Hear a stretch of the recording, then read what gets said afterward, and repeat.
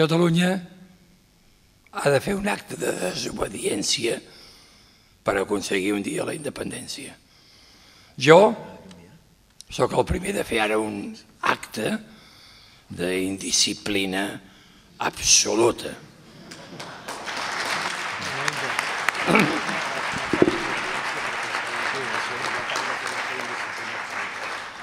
El doctor Valls, que és un metge excel·lent i que, en fi, en poques hores m'ha convertit en un home nou, m'ha dit: et deixo anar a la Massa, si t'asseus a darrere, calles, no dius res, et deixo que si convé al final et facis la fotografia, però jo sé que els pobles que són només obedients no progressen. La ruptura de la llei, d'una llei que ens volen imposar, és un impediment. I per tant he de donar exemple, si crec això. I em sap greu ser indisciplinat amb el vostre metge, perquè realment, doncs, en fi, en pocs minuts, en fi, m'ha fet ressuscitar, diríem, no? En fi, per tant, no puc parlar gaire, perquè com que Premià, Vilassar de Dalt és un poble petit i tot se sap, no m'estranyaria que d'un moment a l'altre entrés per aquí amb la bata blanca i el fonendo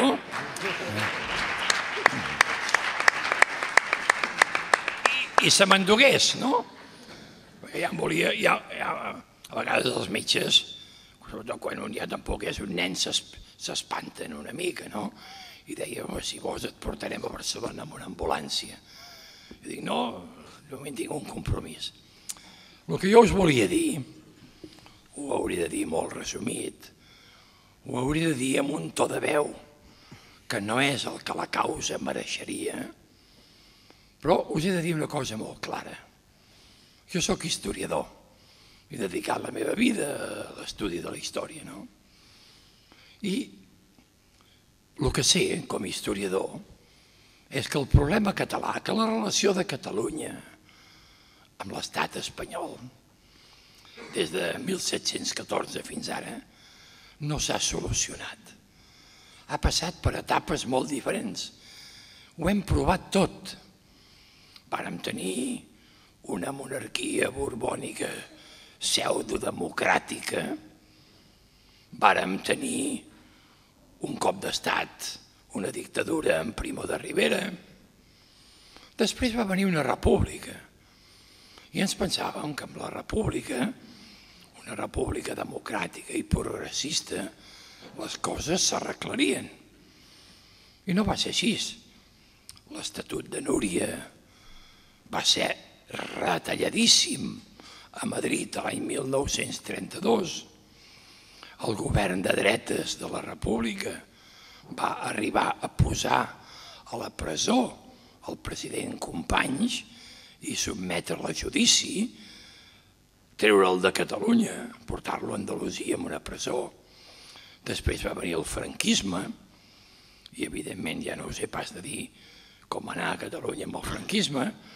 Va venir després una època d'il·lusió. Jo hi vaig participar d'una manera molt activa, com a senador de l'Entesa dels Catalans, com a membre de la Comissió dels 20, que van fer un estatut d'autonomia, que també de Sau a Madrid ja va ser retallat també, però bé, que no estava malament. Després vam dir, bé, ara governa l'esquerra, els socialistes. Home, les coses aniran millor, és un govern més progressista. I es va mantenir l'estat d'autonomia tout court. Va venir el PP i les coses no van millorar, més ja van empitjorar. Després va tornar un partit d'esquerres a governar Espanya i va dir, home, ara a veure, no, sota aquest govern, doncs el Tribunal Constitucional, que no us enganyeu, és un tribunal escandalosament polititzat, pel PSOE i pel PP. Doncs hi ha un recurs d'inconstitucionalitat, hi haurà una previsible retallada de l'Estatut, hi ha una situació de gosadia. Vull dir que Catalunya, en relació a Espanya, històricament ho ha provat tot. Hem provat l'esquerra, hem provat la dreta, hem provat la monarquia pseudodemocràtica, hem provat les dictadures, ho hem provat tot. I les coses no han funcionat. Avui dia, la independència, la voluntat d'independència, no és només un caprici, un sentiment, és una raó absolutament racional. És racional, és fredament racional que Catalunya, per anar millor, i la història ho demostra, necessita avançar cap a la plena sobirania, cap a la independència. I volem una independència dins d'Europa, inclús una independència confederal, però que allò que decidim, ho decidim nosaltres.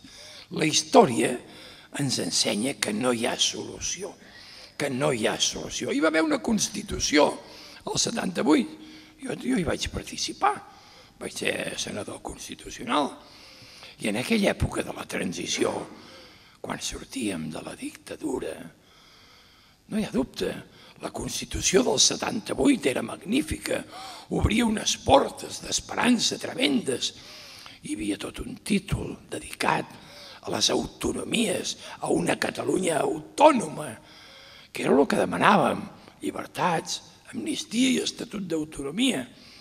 Després vàrem poder fer un estatut, i a Sau, l'Estatut de Sau, la Comissió dels 20, del que vaig tenir l'honor de participar, vàrem fer un gran estatut, un estatut molt potent, que costava molt a Catalunya, el que podia ser un estat de tipus federal, que en aquell moment de la transició era una cosa excepcional, perquè en aquells anys l'extrema dreta no volia ni l'autonomia per Catalunya.